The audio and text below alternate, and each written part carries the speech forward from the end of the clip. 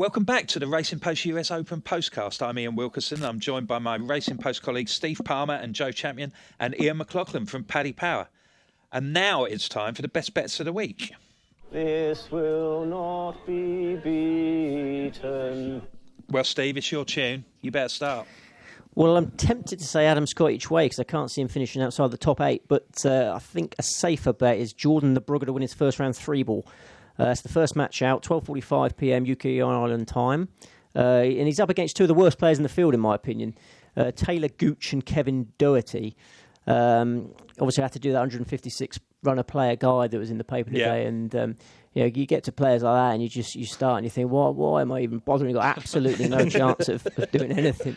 And trust me, those two have got no chance. And the Brugger is a promising player, competing on home turf. He did well in the Open, as I said. So, and the Brugger should be well on to win that. Do you know, have we got a price for that?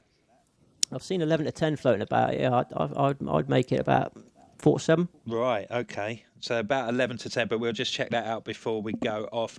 Joe, best bet of the week. Already talked about how much I fancy Justin Thomas for this, and he's 7-4 to finish in the top 20. That's a fair enough price.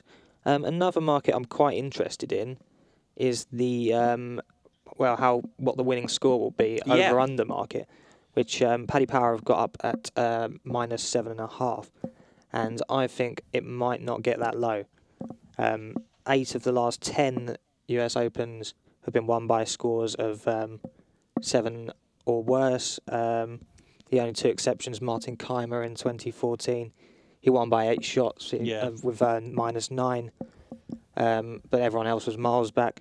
And Rory made a mockery of... Rory ripped it up, didn't he? Yeah. Congressional, didn't he? But yeah, that's something I consider backing... Okay, so you're gonna stick your neck out. You're gonna go with Thomas, or you're gonna go with your unders? I'll go with Thomas, but I was wondering what the other guys were thinking about the over/under. Yeah, Steve, what do you think of that? Yeah, as I said earlier, I think 470s will win it. I think 8 under par might be the target. When these courses get soft, they get a lot easier, and I think there's birdies to be made the way it's set up at the moment. They were hacking away at the rough yesterday, weren't they? Rory McIlroy getting his knickers in a twist when he found out that they'd taken away some of the fescue. I think I think 8 under par might be the mark. Adam Scott shoots 470s, and everyone's laughing their socks off. So, Ian, the market would suggest that you think sort of like 7 under is going to be about bang on. This was one of the most talked about markets of the week. We have a WhatsApp group with the traders, and we were at loggerheads for most of yesterday afternoon about what we were going to put the pitch at.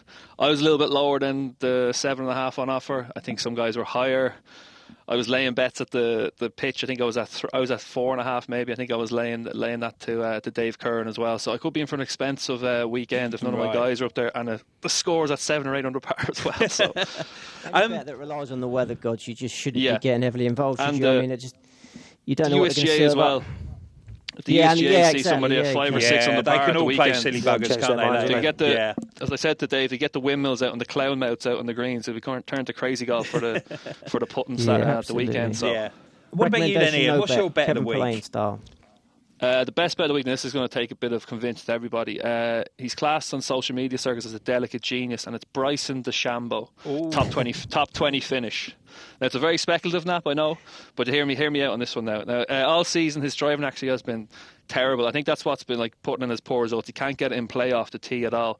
It's slowly starting to come together. I'll give you the 6 week span statistics. He's 15th stroking off tee in the last 6 weeks, 10th in driving distance, 15 in proximity to the hole.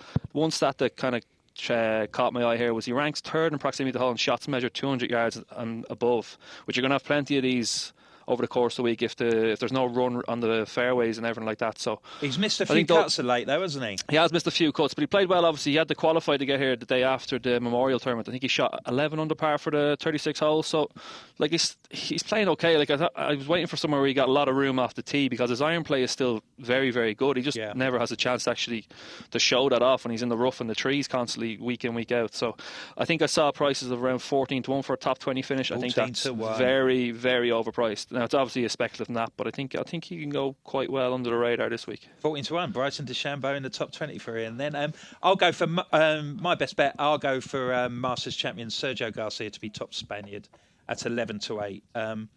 He's a solid US Open performer, and although it's a new course, I think his experience could be key. against his two opponents.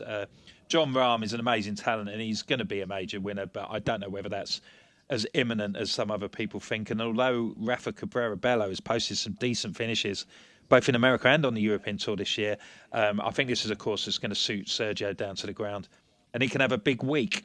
So just to outline, then, if you're going to do the Yankee, we've got Nybrugger to win his free ball from Steve around 11 to 10.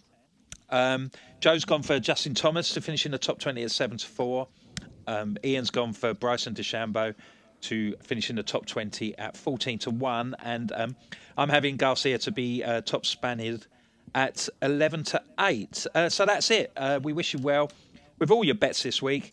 Don't miss Thursday's football postcast on the Confederations Cup, and of course, keep an eye out for all sorts of stuff going on as we approach the start of Royal Ascot on Tuesday. And don't forget to rate the postcast and subscribe on iTunes, and tell your friends as well. Thanks, everyone. Thanks for everybody on the panel. Thanks to Joe, Steve, and Ian. And we'll be back next month to talk about the Open Championship. Get instant access to your winnings with Cashcard Plus, Paddy's brand new card, available to use at ATMs, online or in shops. T&Cs apply. 18 plus. Gambleaware.co.uk.